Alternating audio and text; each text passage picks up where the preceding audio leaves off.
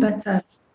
Est-ce que vous pensez qu'elle va vous dire, bon, ben, mon enfant, on a fait une belle promenade sur la terre ensemble, j'ai bien apprécié de marcher avec toi, je te remercie parce que vraiment tu m'as bien tenu et je t'ai bien tenu. Et ben maintenant, tu vois, moi je vais rentrer à la maison, c'est-à-dire au ciel, et toi pendant ça, tu vas aller un peu griller au purgatoire. On se reverra plus tard, allez, allez, bonne chance et bon courage. Bien sûr que non, elle ne va pas vous dire ça, parce que si vous lui tenez la main dans votre vie, vous croyez qu'elle va vous lâcher au moment du passage? Elle va vous tenir d'autant plus. Et vous allez passer, j'allais dire les yeux fermés, vous allez faire ce passage, et quand vous allez vous trouver devant Jésus, qu'est-ce qu'elle va dire? Mon fils Jésus, voilà, voilà ton enfant, voilà mon enfant. On s'est tenu la main pendant des années sur la terre. Alors, ben voilà, tu le fais passer. Tu le fais passer parce que quelqu'un qui tient dans la main la Vierge Marie, Jésus ne va pas lui dire, allez, ben, lâche-le. Voilà, il faut la tenir. C'est-à-dire qu'il faut vivre ces messages. Il faut vivre ces messages. Mais il y a un message qui a beaucoup surpris certains, c'est la ligne qui suit. Mes enfants, seront sauvés ceux qui, avec amour et foi, cheminent vers le Père Céleste. Seront sauvés. Ça veut dire quoi? C'est-à-dire que ceux qui ne cheminent pas vers le Père Céleste, aujourd'hui, ne seront pas sauvés? Attention, il faut bien interpréter ce message. Ça veut dire qu'il n'y a qu'une maison dans l'au-delà, c'est celle du Père Céleste. Il n'y a qu'un futur pour nous, c'est le ciel. Bon, ceux qui devront faire du purgatoire, ils auront de toute façon un ciel un jour. Je ne parle pas de l'enfer parce que ceux qui vont en enfer, ce sont ceux qui délibérément veulent tout faire contre Dieu, rejettent Dieu, ne veulent pas de lui, se coupent de lui, et en se coupant de Dieu, ils se mettent eux-mêmes en enfer. Donc on ne va pas parler trop de ça ce soir.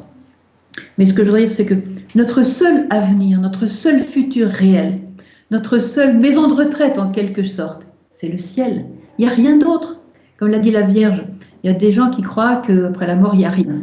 C'est le trou noir, il n'y a rien. Non, chers enfants, c'est une grande erreur, car après la mort, il y a l'éternité.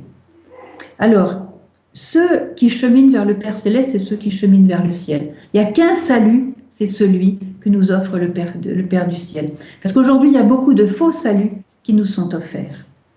Je pense par exemple à toutes ces fausses guérisons, ces fausses paix obtenues par... je ne vais pas citer les choses ici parce que ça donnerait beaucoup trop prendrait du temps et puis bon, il faudrait faire une heure spécialement pour toutes ces choses-là, la méditation transcendantale, le zen, le yoga et toutes ces... qui donnent une apparence de paix, mais une paix un peu fermée sur elle-même, une fausse paix, quoi. Une paix qui n'est pas celle de l'amour vivant, qui n'est pas celle de Jésus-Christ au centre. Voilà. Donc la Vierge nous dit, voilà, il faut cheminer vers le Père Céleste, il faut le choisir. C'est notre seul futur, c'est notre seul avenir, c'est notre seule espérance. Et puis elle termine, comme elle le fait souvent avec Myriana, enfin même toujours, par une ou deux phrases sur les prêtres. Et alors là, à nouveau, elle nous demande d'avoir confiance, de ne pas les juger. Ayez confiance en vos bergers. Ça ne veut pas dire que tous vos bergers sont excellents. Elle les voit bien. Comme elle a dit, il est difficile aujourd'hui pour un prêtre de rester fidèle. Ça ne veut pas dire que tous les bergers sont des saints bergers, des saints prêtres.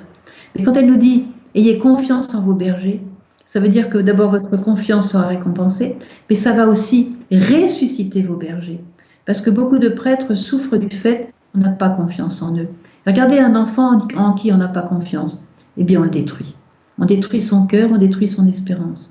Un enfant à qui on fait confiance, même si de temps en temps il y a une petite bavure, c'est important de lui faire confiance. Ça le construit, ça le développe, ça lui donne des ailes. La confiance, vous savez, comme Jésus le dit à Sœur Faustine, eh bien, on puise la miséricorde avec le conteneur de la confiance, le verre de la confiance. La confiance fait des miracles, la confiance ouvre les portes, la confiance donne la joie, la confiance construit le corps, la confiance construit la communauté. Une communauté où on n'a pas confiance les uns dans les autres, c'est une communauté qui va mourir. Alors ayez confiance en vos bergers, et votre confiance va leur donner de la joie, va les protéger aussi des conséquences qu'ils subissent quelquefois, justement des critiques, des jugements qu'on fait sur eux. Et quelquefois ils sont accablés parce que qu'ils fassent bleu, rouge, vert ou jaune, il y aura toujours quelqu'un pour les critiquer. Alors, quelquefois, ils sont un peu lassés. Alors, la confiance que vous allez leur faire va les reconstruire. Ça va les étonner et ça va leur faire du bien. Alors, voilà, ayez confiance en vos bergers. Comme mon fils a eu confiance en eux lorsqu'il les a choisis. Si Jésus les a choisis, il faut respecter le choix de Jésus. Et priez pour eux, afin qu'ils aient force et amour pour vous guider. Force. Voyez, vous êtes fortifiés par votre confiance, fortifiés par la prière, fortifiés par l'adoration, par la célébration de la messe et l'amour, la célébration de l'amour, de la messe, ils reçoivent l'amour. Donc priez pour eux, qu'ils soient cette force et cet amour pour nous guider, qu'ils soient pour nous des exemples. Elle termine. Je vous remercie. Voilà. Je vous remercie de m'avoir écouté. Je pense que j'ai fini mon temps. Bon, j'ai dépassé mon temps comme d'habitude de commentaire du message. En même temps, j'ai l'impression d'avoir mal commenté parce que j'ai omis beaucoup de choses, mais vous allez le relire, hein, et puis vous allez le trouver sur notre site, bien sûr. Vous allez le relire, le méditer et surtout le accueillir comme une lettre d'amour personnel que la Mère de Dieu vous envoie. Quand elle vous dit, chers enfants, je vous aime d'un amour maternel, dites, cher en mettant votre prénom. Chère Aline, chère Gabi, chère Chrissy, oui. Voilà, cher Denis, cher Davor, on a notre ami Davor en ce moment ici, cher Davor, je t'aime d'un amour maternel. Prenez ça dans votre cœur. Voilà. Alors maintenant, je vais essayer de lire un petit peu les... Alors, je vais venir là. Alors, Gabi va venir me rejoindre. Voilà, bonsoir à tout le monde. Alors, il n'y a pas beaucoup de questions pour l'instant.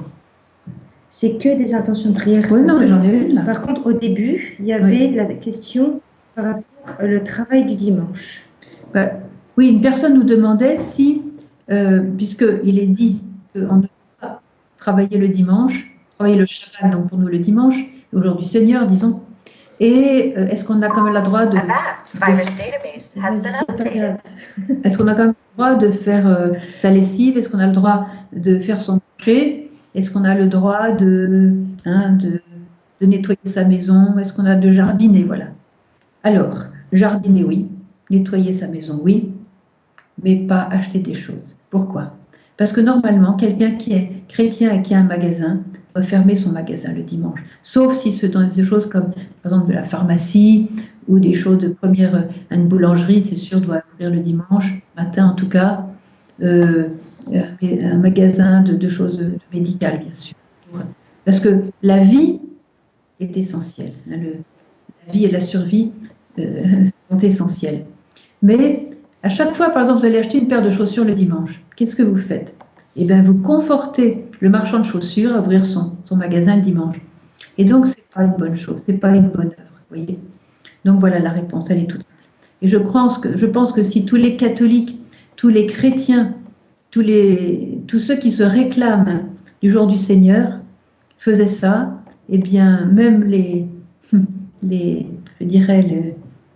gens qui n'ont pas de foi auraient compris que le dimanche, on n'ouvre pas.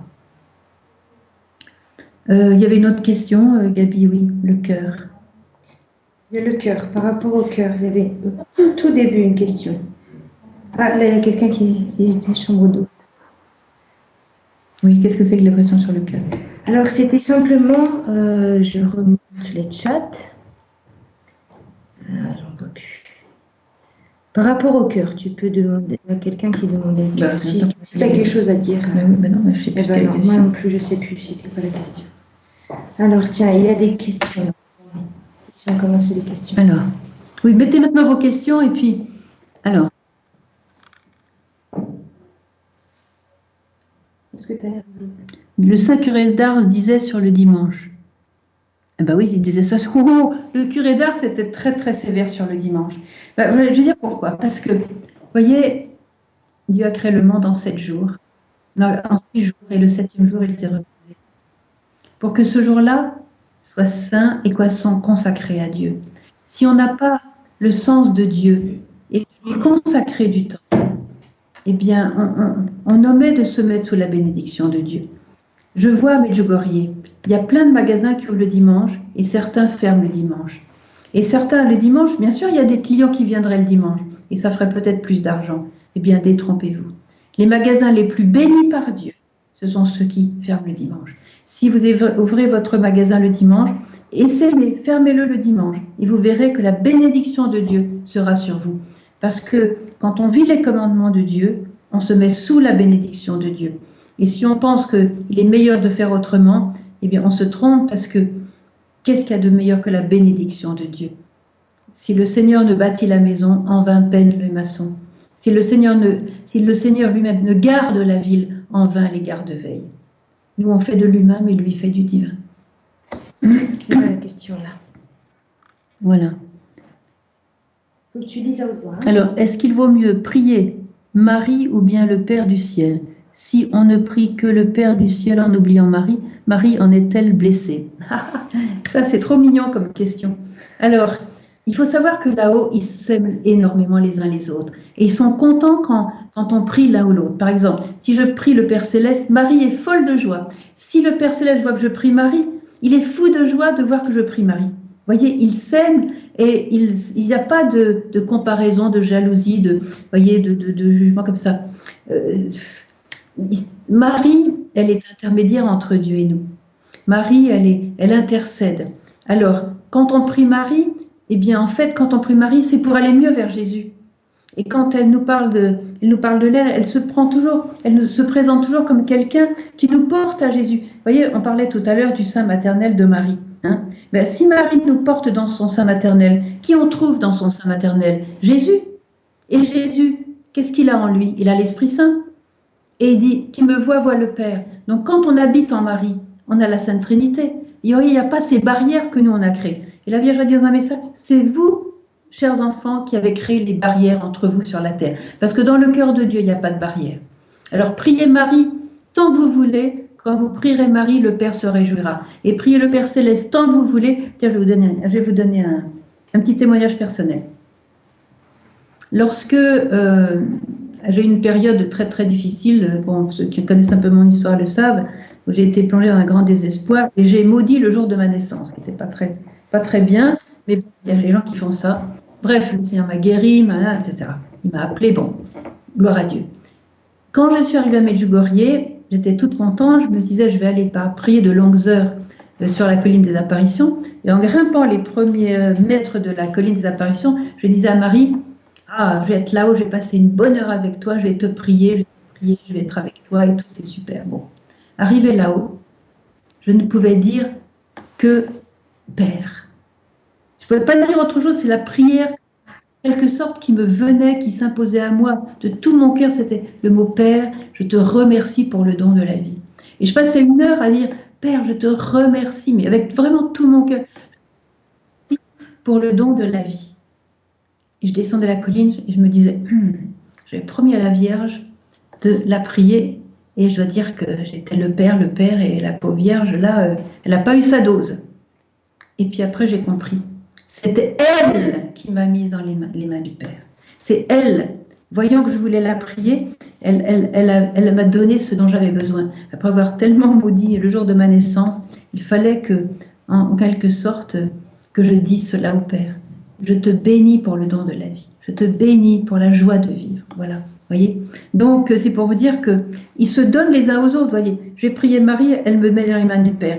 Je vais prier Jésus, il me donne sa mère. Voyez. C'est ça le ciel. C'est merveilleux, c'est une vraie famille. Voilà. Alors, soyez tranquilles. Il y a une autre question? Il y en a plein. Alors, tu peux m'en...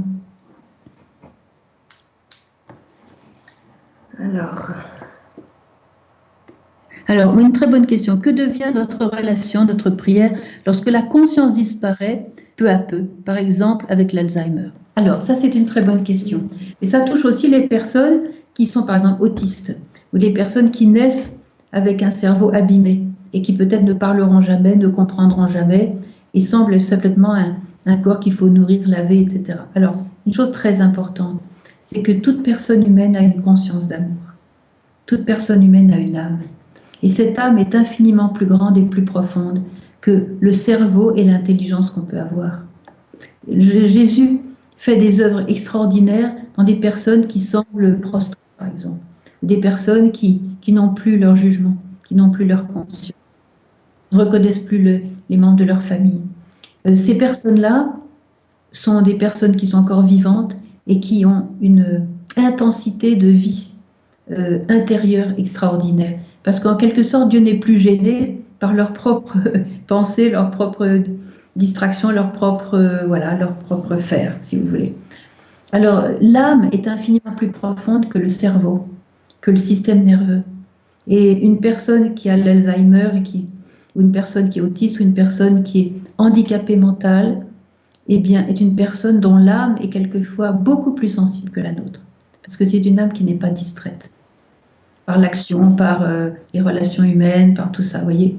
Et bon, je ne peux pas rentrer dans les exemples maintenant, mais je vois beaucoup d'exemples de personnes, par exemple, qui sont très handicapées mentales et qui ont une sensibilité, qui ont des antennes, je dirais, spirituelles incroyables. Et d'ailleurs, à plusieurs reprises, j'ai remarqué que quand la Vierge apparaît à des personnes qui ne sont pas les 6 voyants de Medjugorje, parce que quelquefois la Vierge apparaît à d'autres personnes, eh bien, dans la grande majorité, en tout cas des confidences que j'ai pu avoir, c'était soit des enfants, soit des personnes handicapées, ou même quelquefois des personnes, par exemple des personnes qu'on appelle les Down syndrome, comment on dit en français, des autistes. Non. Les trisomiques. Voilà, les enfants trisomiques, voilà. Et la Vierge se plaît, et il y a des réactions de la part de la personne, par exemple la personne qui ouvre des yeux comme ça en ouvrant les mains, et qui est complètement changée, qui peut faire des nouveaux gestes et tout ça. On se doute bien qu'il y a eu quelque chose au moment de l'apparition. Eh bien, c'est vous dire que l'âme n'est pas dans l'Alzheimer. L'âme n'est pas autiste, l'âme est vivante. Et le cerveau, le système nerveux, l'être humain, si vous voulez, la substance humaine est peut-être très abîmée, mais l'âme, elle est là. Il faut infiniment respecter ces personnes-là. Et je crois que quand on y arrivera au ciel, on aura la surprise de les voir peut-être bien placés. Je vais quelquefois en Chine et j'ai remarqué qu'il n'y avait pas d'handicapés du tout dans les rues. Parce que les handicapés sont supprimés dès la naissance, quand ils ne sont pas pris par des religieuses catholiques qui les ramassent devant leur porte. Parce que, comme en ce moment en Chine, ils n'ont le droit d'avoir qu'un seul enfant, si l'enfant est handicapé, il est abandonné ou il est tué. Donc, il est tué à la naissance. Donc, voyez le problème. Eh bien, c'est un grand dommage et je suis très, très, très contente qu'il y ait des sœurs catholiques qui ramassent ces enfants-là handicapés. J'ai visité des orphelinats, c'est impressionnant et je sais que tous ces enfants-là sont les premiers dans le royaume des cieux. Les premiers dans le royaume des cieux. Il faut les respecter infiniment. Je voyais une dame qui avait beaucoup d'enfants et dans les enfants, il y avait une personne, un enfant qui était handicapé mental et elle a dit cet enfant a changé notre vie. Il est devenu un petit peu le centre de charité de tous et maintenant sur le moment on a été choqués, on a été vraiment ébranlés et maintenant on sait que cet enfant au milieu de nous est un cadeau de Dieu. Encore d'autres questions? Mais Romain qui a posé plusieurs fois la question par rapport à la vocation. Comment combattre une addiction? Ah oui, je peux vous donner un exemple de quelqu'un, de personne dont j'ai parlé il n'y a pas tellement longtemps dans mes nouvelles. Donc, je ne sais plus comment il s'appelle. Elle s'appelle. C'est quelqu'un qui voulait vraiment vivre les messages de la Sainte Vierge, mais qui n'y arrivait pas, en sens que il avait une addiction, ou elle avait une addiction avec le café. Et bon, le café, c'est pas un péché de prendre du café, hein, mais cette personne voulait vraiment vivre à fond le jeûne du mercredi et vendredi et supprimer. Impossible. Puis des années, cette personne prenait du café tous les jours et malgré les conseils du médecin, le café lui était nuisible. Il n'arrivait pas à s'en dépêtrer. Et puis, tu ne te souviens plus le nom de cette personne? Je ne sais plus, c'est dans les nouvelles. Bon. Et alors, un jour, elle a dit à la Sainte Vierge qu'il faut vraiment qu'elle ait le courage de renoncer au café le mercredi et le vendredi. Et puis, elle a eu cette idée dans la prière de dire « Vierge Marie, je ne peux pas renoncer au café parce que quand je ne prends pas de café, mon cerveau est complètement endormi, je mets 2 fois plus de temps pour travailler, je suis lourde, je suis endormie, quand je prie, je m'endors. » Enfin bref, c'était... impossible de supprimer le café. Alors elle a dit, eh bien, d'accord, on va faire un pacte ensemble. Soit mon café, c'est-à-dire que je vais renoncer au café,